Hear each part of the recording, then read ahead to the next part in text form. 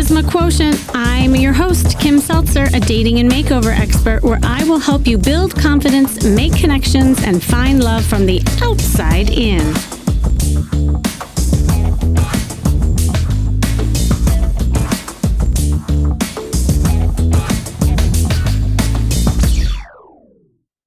Hey, welcome back. All right, today I have a very timely throwback episode for you, especially since the brand new season of The Golden Bachelor just premiered, and something super, super exciting. I was recently featured on Inside Edition. And it talked all about dating in the golden years. It featured my dating retreats that I do. I actually have one coming up too. And it's proving that it's never too late to find love. So this conversation could not come at a better time. And all of this inspired my really big news that I want to announce right now. I am launching a brand new live show. It's called Dating Real Talk. It's a live stream where I'll be breaking down dating news. I'm going to be critiquing shows like The Golden Bachelor and Love Island and all those love shows that are out there, and giving you real-time coaching tips. This will be a chance to actually do some Q&A. I'll be able to have conversations with you. I know that some of you take advantage of my free coaching calls that I have on here, and sometimes I see you guys in my workshops, but this will be something that'll happen weekly where you can chime in and talk to me about real stuff at any time. So make sure that you tune in and join the conversation for my very first kickoff. And this is happening tomorrow. Well, depending on when you're listening to this, Friday, September 26th. We're doing a happy hour, so bring your drinks, bring your questions. And we're doing this at 5:30 Pacific time, which is 8:30 Eastern time. And joining me is the gorgeous Allison Melody, and she has a podcast called Food Heals, and she's joining me to have this lively discussion. So here's the thing. You'll be able to find it mostly on YouTube and Instagram. Just go to @Kimmy Seltzer. Those are both my handles. Also, if you go to datingrealtalk.com, you can kind of pick where you want to listen to it. All right, now let's get back to our show, and I hope to see you there. I'm back doing another episode of Where Are They Now? And for those of you who hadn't heard this episode before, I'm going to recap. So, as you know, I coach a lot of people. And of course, you have heard me coaching people live on this podcast with some of my Coaching with Kimmy episodes. And I also have a ton of clients who you don't hear, and I send off into the world after coaching with them. And sometimes I don't know what happens to them, but a lot of times I do. And it's always a privilege and amazing when people come to me who have had success working together. And it's so amazing and rewarding when I hear these countless success stories, and I hear about how they often find love. And sometimes it's just even them being happy.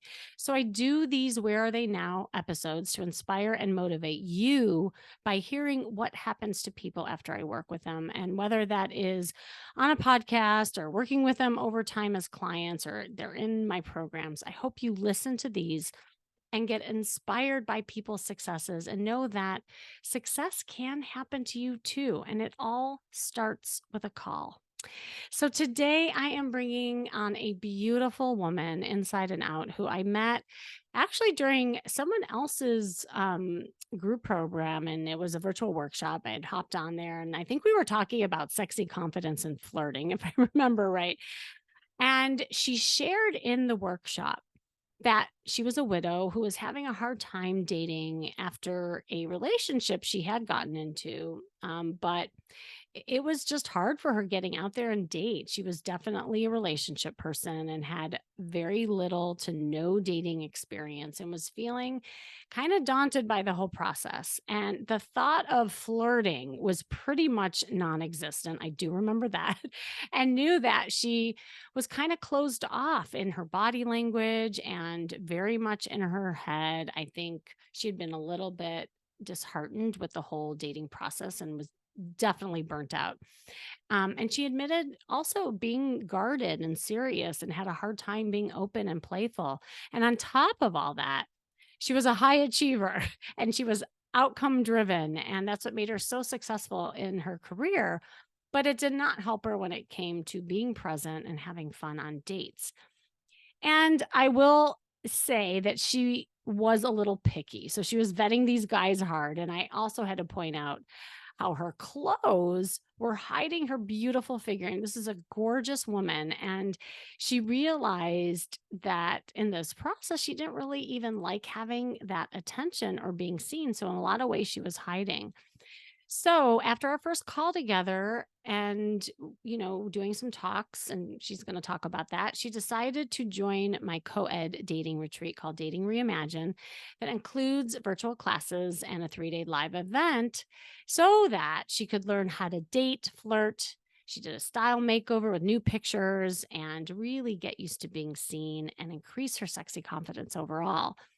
Now, as we worked together in the program, she realized also how much power she was kind of giving away to herself. And she definitely wasn't expressing her needs. She's very much a caretaker, which is a beautiful part of her. But I think she just kind of got lost taking care of herself and seeing herself as first. And she didn't know how to really let men earn her. So, after learning some fundamental dating and flirting skills through the practice in the group, gaining a sexy style, which allowed her to be more confident to go online and learn to be more vulnerable and share her needs, her confidence soared. And she started dating men. Guess what? She never would have given a chance to before and became more open. And before she knew it, she met one of those guys who she would never would have given a chance to before, who is still in her life today and happier than others. So I will let her tell you the rest of the story because it is quite a beautiful story. Welcome, Leslie. Are you there? Yes, yes, I'm here. Hi, Kim. Hi. God, I don't even know where to start with you. So I when you were listening to that story, like, do you remember that woman that I first met? I do, it's funny because there were some layers of her that I had kind of forgotten, or aspects of, myself at that time that I'd kind of forgot.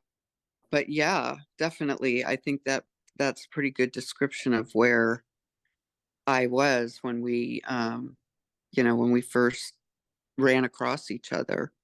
It is And I, weird. I love that you don't remember some of that too, because that's a true testament to like how far you've come. But I'm sorry, I interrupt you. What were you gonna say? no, I remember even just tuning into that online workshop thing and going, Mhm. God, why am I still even looking at this stuff? I was so ready to really just, you know, at least give up temporarily, but maybe I would have come back to it, but I was just like, oh, this is just not for me. I was so overwhelmed at the process of getting out there again. Well, let's talk about that because I mean, if you can rewind to that kind of Yeah. period in Yeah. your life, like what were you thinking? What was going on? Why was dating hard? Well, so, what I had done is that basically I got into a relationship, um, that lasted 2 years Hmm. very quickly, after I got onto the dating apps. I met somebody that was a gentleman, someone very nice, but he wasn't the right man for me. But I had no idea that that was the case, or who I really was, or what I was looking for at that time. And, true to form, I jumped into a relationship because, well, I don't think I was comfortable, dating. I was looking for, or I thought I was, I just was looking for a boyfriend, and I selected one, but, you know, uh, I guess it was a learning experience. And like you told me later, a lot, there are, it's like a lot of people have those kind of transitional relationships, and that's definitely what that was. Yeah, you said something that's so true, and I've been talking a lot about it actually as we've been listening to The Golden Bachelor, and it's been Hmm. highlighting just this part of somebody's life where you're dating in the second act. And, when you're younger, you kind of look for, yeah, like your next boyfriend or girlfriend in ways of settling down, having a family. And then when Right. time happens and you're getting back out there later in life, you're still in that mindset. Like Yeah. we were taught to date as if to find your boyfriend and girlfriend. And now in the modern world and the age that you're at now, it's totally different. So yeah, talk about that a little bit. Well, I suppose it is totally different. And um, I started to see that Mm. more as, you and I worked together, although did end up in a long-term committed relationship, and I'm, deliriously happy. I really am. And you know me, I'm not a person who gets deliriously I happy.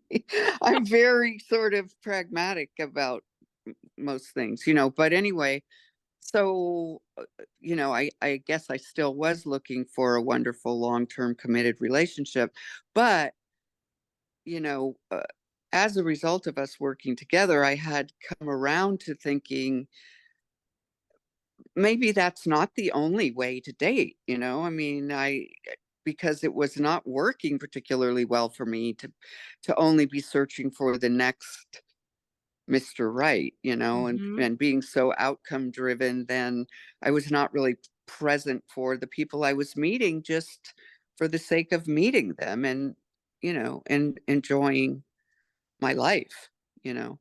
Yeah. So, um I think when I did start to approach dating, more from that perspective, and not from, I'm going to go on this date and let's see if this is the guy, you Mhm. know, and, and that, as it turned out, that openness is what I really think, uh, you know, Mm. brought me to where I am today, Yeah, So, I'm glad you mentioned that because I know I described it a little bit in the beginning, but I'd love for you to share more about that kind of shut down woman. Like what was going yeah. on then? Because I know we kind of unpacked a little bit just in ways of the vulnerability and expressing yourself, your body language, all of that. Yeah. So I think that, really, I really never had come out of my shell or opened up to the possibility, of, and, who I was and what my needs were, what I really wanted from a relationship, and what I brought to the relationship. Like, I Mm. hadn't looked at really any of that in depth. Certainly when I came out of sort of my little over a year of just grieving, and then I sort of came back to life, and then but even when I got out there and I thought I was ready to date, and I realized that even getting into the relationship that I got into, I it was just kind of going through the motions, because I just thought, well, I mean, I'll be happier if I have a partner, and he seemed good enough, but I wasn't happy, and he wasn't happy, and thank goodness we both figured that out. But Mm. it wasn't until so at the point that that ended, I was just like, okay, like, I don't know, that was kind of, I was looking back on it now, I don't think it was a waste of time. But at that point, I was like, I just wasted 2 years of my life. Why? Why did I do that? I just couldn't bear the thought of going back to the app and start trying to date again. And I was just, probably mildly depressed and Mhm. not at all optimistic about my prospects, for, um, enjoying dating, much less, finding someone to really build a life with, you know. So I was pretty closed down when we met, for sure. Hmm. Uh, uh, um, and the interesting thing that you said about, that I was being pretty picky, but the criteria that I was using uh, was not what was going to make me happy. I mean, like, I got into a relationship with somebody who didn't even live in my city. We didn't see each other. We couldn't see each other often enough and continuously enough to really make it so that we really knew each other. It was like every time we got together, it was just like we were on a long weekend, you know. Hmm. So Hmm. sort of so I don't think I had been really willing to open myself up until, after we started working together, and I didn't realize that. I thought, "Oh, I'm such an open book," and I Hmm. wasn't at all. I was not, you know, making myself vulnerable or putting myself out there at all.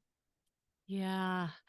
Well, and I think and there's so many layers to that too, right? Like after you Mhm. lose someone and, you know, it there's a lot of things that you do to protect yourself too from moving forward. And I remember having a conversation with you too that even like with that guy that you picked, he wasn't available really. Like, Right.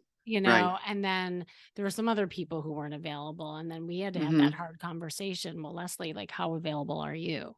Right. And I think, yeah, you like seeing that. And as you were opening up, um, that it was a different kind of like person chiming back into you, and it's like Right. we're all mirrors, what we put out is what we get back. And I loved Mhm. that you started seeing that. And along those lines, I want to talk about the flirting. So, cuz Yeah. that part of what was shutting you down too is like your light had been dimmed, your clothes were dull. Like, you remember that Yeah. girl? Yes. Yes, I do.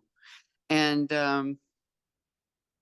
I still have to sort of remind myself. I hear your voice still in the back of my mind, sometimes when I'm getting dressed to go out, or, I'm like, come on, Leslie, shine it a little brighter. You don't have to be so, you know, because you don't want, especially you don't want somebody you're dating to see you as trying too hard or overtly. Like, I always wanted to be, you want the person to be attracted to you. You want them to be crazy about you, but you want it to look effortless. Right. So I don't think I quite, got that completely right all those years when I mean, I tend to dress in a pretty classic way, but not in a way that said, hey, you know, I'm fun and I'm really out here. And, so anyway, that was kind of an eye opener. And then now I kind of forgot what the question was, but No, it's okay. It was about really being seen is what we're talking about, and yes. also, Yeah. like, in ways of Oh, flirting flirting, and and yeah. yeah, and being open. And because part of it was the way you dressed. And oh my god, when you all see her, before and after picture, like, your after pictures that we took at the retreat are just incredible, like, and Yeah. Those were everybody and everybody saw, like, the men at the retreat were, like, fawning over you, just so you knew that. And, even yeah, people but on the they, you know what, team. though, in the nicest way. I mean, they were very classy about it. It's not like Mhm. they're, you know, Oh, because no, totally, but, like, no, I mean, I was worried, so I would want your listeners to know in your programs. I mean, the men were such gentlemen, and yet mm, also so vulnerable and so willing to be open. It was an amazing experience. I mean, mm, that really, I think, that in-person retreat experience, after weeks of talking to the group in mhm. our virtual classes and getting to know each other, was so incredibly powerful. It is hard to almost explain to Yeah. people, and I love Yeah. that you're highlighting that because it's, for me to also watch you kind of be in your cocoon and then Mm-hmm. poking holes in the cocoon as time was going on and you were doing the work, and then to the end where you're this like butterfly that was, I mean, I never thought in a million years you'd be putting on cat ears and red lipstick going out on the town. Like you Yeah. did it. I You know. I know. I mean, when I first met you, I'm like, I don't know if I can do the ears thing with her.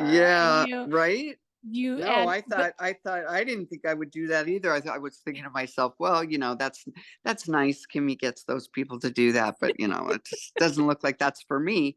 But in the group, I mean, you're just so sort of what's the word I'm trying to think of, but you're like drawn into the whole energy, it's you the know? energy. Yes. Yes. Yeah, it's the Actually, energy of the that group, and it's really yeah, it's just sort of I felt revitalized by the group. And actually not even revitalized, but like energized in new ways that I hadn't even experienced before. oh, wow. What are So, some of those ways? Like, well, like well, when you say sexy confidence, I just that term sort of I knew that I needed to access it, but I mhm. had no idea what that would feel like or look like. And I just dreaded any exercises or something that was going to make me try to hone that skill because I just felt like it was going to be so awkward. Yeah. But it like in our group it was like we were all so vulnerable with each other, and you get so much, really it felt like genuine positive feedback every step of the way from the group who would like they never knew me before, so they didn't have any of these um sort of preconceived notions I had about who I was and how I presented myself. So, for example, when we do that exercise, where like you have a piece of paper on your back and people write down, things about you, certain Mhm. traits that you have Mhm. or something. And, I mean, they were also upbeat and outgoing and friendly and, and, you know, like made people feel comfortable. And I seemed so sure of myself. And I'm like, are they talking Mm. about me? So Oh. I discovered these parts of myself that I, you know, hadn't really tapped into, you know. I Mm. mean, I know that they're there because, like, with people that I know and am comfortable with, I might behave in some of those ways but I certainly didn't think that was coming through or would really come through like in a dating environment. Exactly. Well, because I was gonna So, ask you, like, I mean, all the aspects that you're talking about, like from the group to different things, like what were some aha moments for you while we were working together that really kind of flipped the script, so to speak, and like what you were telling yourself, and also like how you were a dater after that? Because I want to talk about how you attracted your man, but just like leading up to that, what were those moments? well, first of all, I think um, one thing that really rung a bell for me was when you and I were talking, at the very beginning, that first phone call. Hmm. And, I was having the conversation with you, and I thought it was amazing how much what the things you were saying to me were like resonating with me. And I could feel like, we were making a connection, you were understanding where I was coming from. But then, in terms of like me actually being willing to commit to registering for your program, Hmm. I I felt resistant to that. I mean, just going into the call, I was like, I Yeah. don't, you know, and it wasn't until you said something like, if you don't do this, that's fine, but stop putting everything else, before yourself. I mean, if not now, when are you going to invest your time and your energy and your resources into yourself, and not just finding yourself a man, because that's not really what your program is about. It's kind of, for me anyway, it was more Yeah. like finding yourself. Yeah. I mean, finding what's going to make you happier in your life. So, and loving yourself is really Yeah. what I have learned. That's what I have. The bottom line is that's what I learned to do better with you, Kimmy, you Oh. know, and, and so that was, that first moment, but then the rest of it was also that process of just, you know, learning to learning to that it was okay to spend the time discovering myself, Yeah. and peeling back those layers, and getting to the parts that were more light, and able to be present without an agenda, and able just to open up to people, and sort of let them see my lighter side. Like, Mm-hmm. I Mm-hmm. just really had a hard time doing that before I took myself very seriously. Yeah. And at least, in certain parts of my life, and dating was one of them. Like, I had this big heavy feeling about it, and it wasn't serving me well at all. Mm. You know what I love that you're highlighting is the fact that this isn't really about the guy, right? Or if you're a man No. listening to this, it's not about the girl, it's about you. Yeah. And you really, I mean, you were such a beautiful example of that, and how when you started really recognizing how important you were and putting yourself first and being open and vulnerable, you started like attracting something totally different. But most of all, that happiness factor that we keep talking about. Yes. Yes. And Huge. that, I mean, that really came to me through, you know, uh, well, especially, during and after the Phoenix weekend, when I realized that, if I could really just open up and be there with people, Hmm. whether they were men or women, but just to be, and be there without always, uh, needing to have a certain outcome, or, judging Hmm. myself. It was so freeing. Oh, that's It's so awesome. freeing. So and when I came out of it, I really did feel like, even if a relationship never came from that, I felt like it was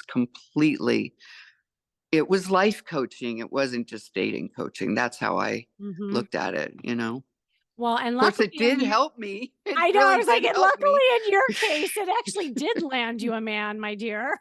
So let's get into that, Yeah. because Yeah, absolutely. that your story is one that I tell everybody to inspire Hmm. and motivate and give hope. And especially again, in light of the Golden Bachelor that has highlighted that Yeah. there is hope, Yeah. no matter what age you're at, and Yeah. everyone has control over their own destiny, but you do have to do the work. So Yes. Yeah. let's talk about your new man. So, like, what happened and how did all these like newfound skills help you land this guy? Well, um, I think the overall thing that helped me was that lightness that I came back to it with, Yes. after that, Mhm. this sort of lighter attitude toward everything, including dating, especially dating. Mhm. So when and I'm not saying I didn't go out on, several dates that were duds or weren't duds, but they just weren't, somebody that I wanted to really be with. But, feel I could feel that sexy confidence, that I had it, that I had not felt before, you know. So I could feel, yes, I'm dressing a certain way. I can make myself look pretty and, and enjoy being treated like a girl, like a woman. And that's not a bad thing. That's another thing that I had to sort of get Ooh, I yes. had to get over that, like Uh-huh. letting a man treat me like a lady. Mhm, I mhm. have discovered how much I really enjoy that, you know, and as a person who, you know, did the thing we all do. You went to college, I was always in relationships. So I wasn't used to being, really courted, because after the courtship is over, you're in a different space with your partner in a long relationship, but Mhm. I sure enjoyed that. I started to enjoy it a lot, just having guys want to take me to a nice dinner and, treat me like somebody that was, you know, valuable to them, you know? Mm. I mean, I guess I haven't really mentioned that, but I think that's how you get that confidence, is that you recognize, you see your own special qualities, you see your uniqueness, and you see the value that you bring to, you know, whatever it is you're doing. If it's a Yeah. relationship, you bring your value to that. And I had not connected with that, and that's what the difference was. So by the time I came across, you know um the person that I'm with now, Mhm. I was really feeling that. I was feeling good about myself, and I was feeling like I didn't need to compromise, you know and Yeah. I mean, of course, any relationship requires a certain amount of compromise, but I mean, I didn't need to settle just to be in a relationship with somebody. you know I didn't need to settle for somebody that wasn't right for me. Like, I Mm. could just be out there by myself, going on a date here and there. And, if that's all that happened, I was, getting to the place where I felt like that was going to be okay, and I think that comes through, Love it. Love it. you know. So then what So, happened? Like, let's hear the story. well, so what happened was, I remember, um, well, what he said was that he saw my picture on, the app, and he actually, hadn't formally joined it yet, but, he was looking at it, thinking of going back on, and then he saw my picture, and he said, "Oh, wow, you know, I want to meet her," or something. So, And were these the pictures that you took at the retreat? yes, yeah, that was the Uh-huh. pictures from Scottsdale. And he saw that picture, and he was like, "Oh my gosh, she's beautiful. I would love to meet her." And but at the same time, I was sort of getting back into the game slowly. So, like, if I were looking and I was actually on the app, I would, like, I would be incognito, so I wouldn't be showing up. And anyway, so it took him like 3 or 4 days. He saw my picture, then I disappeared for 3 or 4 days, and he was like, "Oh shoot!" And then I popped back up again, but it's only because I had turned myself off for a while. So anyway, so I saw his profile, and it was, I mean, as I recall, I couldn't even tell really what he looked like. It was a very dark photograph, and he didn't have anything that gave me a good idea of what he looked like. But his profile was so well written and so thoughtful and funny, and I could just tell that he was really smart, and just the things that he said about his sense of humor and what he enjoyed and what he, I just thought, wow, I have to meet the guy who wrote this, you know. And I And love, wait, and I remember you saying this too. I just want to highlight for people listening mhm. because this is when you were not paying attention as much to qualities like that before. Like I remember you going for the shiny objects a lot of Yes. time. There were Yes, certain I mean, the physical man I things, right? yes. You know, the Mhm. man I yeah, the guy that I dated, you know, for those first 2 years was, you know, extremely handsome and good looking and, you know, nice and tall and, you know, And this guy all isn't that as stuff. tall. I remember. No. No, Yeah. no, but I mean, he has so many wonderful qualities, and he's tall enough. He's my height, so that's you know that's good enough. But we did, you know, we talked on the phone, and we talked for a long time, and laughed, and and so then he, you know, asked me to meet him, and we went on a date, and I mean, I really, I had a great time on the date, and I just was like, oh, if only I felt like more of a spark, you know, because I remember that. as Mhm. wonderful as a good a time as we had, and we talked, and I mean, we sat there for I think almost 4 hours or something in this restaurant, you know, and but I came away thinking, well, you know, I just didn't feel that sort of chemistry, right? And I Mhm. remembered you know, saying to us in our at the retreat, you know, don't be hasty. I mean, maybe it's not going to be the man of your dreams, but maybe, you know, don't shut the book on it so quickly, and, you know, go on another date if you enjoy their company. And, you know, so I did that. And I think like by the beginning of the third date, I just I remember I was walking into the restaurant, and he got there before me, and he was sitting in the booth, and I was standing at the hostess station, and I looked into the restaurant, and there he was sitting, and it was just the light and what he was doing and how he was dressed. I was like, oh wow, he looks really, Ah. you know, I saw him in Yeah. a totally different way, you know. And so I was so grateful for that, that I had given it a chance, because before me, I Mhm. would have just said, "Nah, he's super nice, but, you know, That's not for right. me."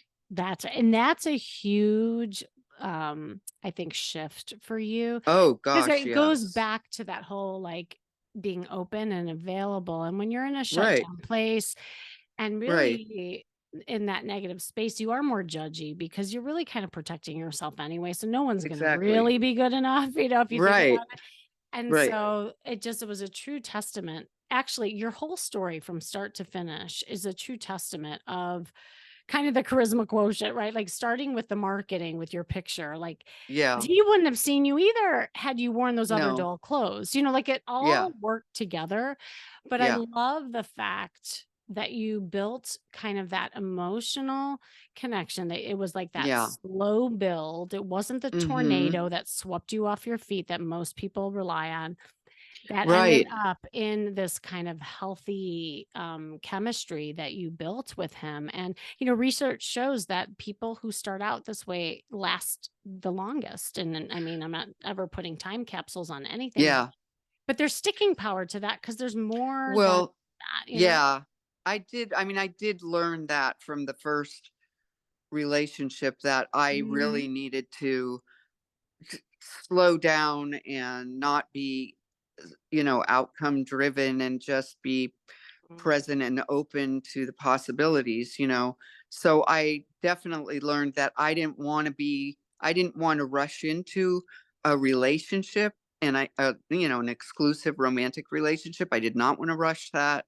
And I didn't want to feel pressure or feel rushed, you know. Yeah. And, so, you know, I talked about that with him. I think probably even on the first date, when we were talking about our experiences and kind of what we were looking for, you know, that you Mhm. get that question all the time. What are you looking for? And at that point, I really wasn't even sure anymore, you know, what I Mhm. wanted. Um, like I think I had gone from saying I was looking for, a long-term committed relationship to, I'm not really sure right now.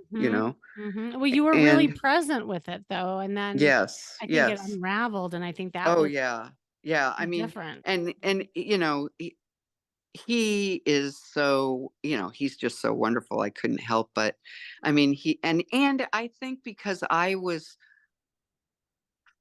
I don't know, open to it or something. I mean, he was just so, um didn't feel threatened or Hmm. like he was going to get hurt if he allowed himself to be effusive about how beautiful he thought I was, and how smart he thought I was, and how, he would just share those impressions with me, but not in a cheesy way or a needy way. It just Hmm. made me feel like, wow, this guy really appreciates me.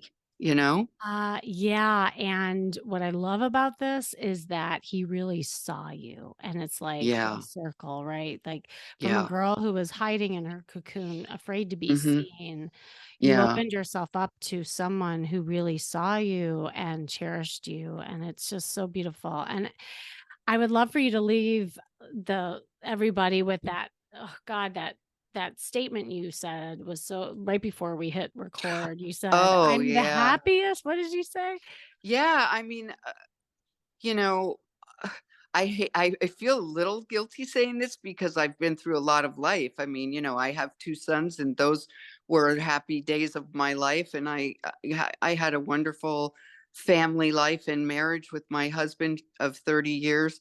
But I mean, I am so happy now, and I mean, in many ways I am happier than I've ever been.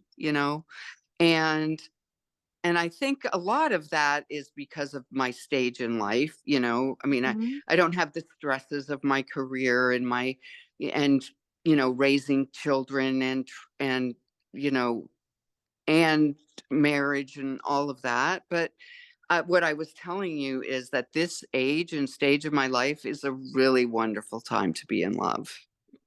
It really is. And I did not imagine that I would say those words again. Oh, That I mean that I could fall in love at 65 and have it be like it is. I mean, like I feel like a teenage girl again. It's yeah. crazy. Oh, It's and crazy. what's so cool is I like even that little giggle, like I hear it in Yeah. your voice. I see it in your smile. Yeah. It's Yeah. just so beautiful, Leslie, and thank you so much for coming on and just sharing your story because I know people listening to this are going to be really inspired by that. And is there anything you wanted to just say to anybody who maybe was thinking about, like taking action and investing in themselves, but maybe they're having a hard time with like pulling the trigger or doing anything? Well, I think what you pointed out to me is really important. And if we're, as caretakers, people like me are, often think it's just as frivolous or something. We don't even allow ourselves to think Hmm. about, um, s- spending so much of our time and energy and financial resources, even, Yeah. to exploring, who we are, and if we don't know that really well, what our needs are, and what, you know, just maybe extracting some more joy out of life, because that's really what the time I spent with you, that's what it's given me. It, Mm. you know, it just has brought more joy into my uh life regard. And I mean, that started happening before I met anybody. But Mhm. then, and it continues to build on itself. So don't I just would say, I know it sounds probably kind of cliche or cheesy or something, but you know, be hopeful. Not only don't lose hope, but especially to people, in their later years, be hopeful because life is so open at this point in our lives. There are all kinds of possibilities for new experiences. Mm. And, I think it's important that we give ourselves, you know, cut ourselves some slack, don't be critical, give into our desires to, sort of explore things that give us energy and joy. Mm-hmm. Because really, if not now, when, you know? If not now, when? And Yeah. and that sense of happiness that you have, like, it Yeah. is so hard to put a price tag on happiness. Oh I my say this all the gosh. time. Yeah. Like, it's Yeah. easier to, invest in a car, a computer, something that you can see in front Right. of you, or even in other people. But when it comes to this stuff, it's hard to like put even value to it. Cause like to your point, look how much it has leaked into every area of your life. And to that, I mean, what more could you want? I mean, that is Yeah. everything, and that I'm not surprised that you attracted love because of that happiness factor. So Leslie, thank you so, Yes. so, so much for coming on. I'm gonna still like be in contact with you because I love hearing Yes. how you're Oh yeah. doing Well, and I'm following all of your, stuff that I'm seeing on social media and through, because we still stay in touch. I still stay in touch, with the group. So, good. yeah, I like to keep up with what you're doing, and I'm really, I think you're just doing great work out there, Kimmy.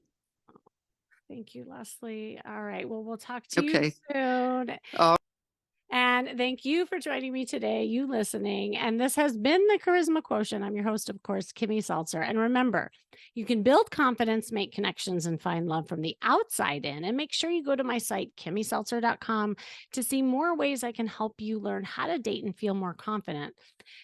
I have actually something really perfect for you coming up. And it's exciting because the holidays are around the corner. And so it's a little bit of a surprise.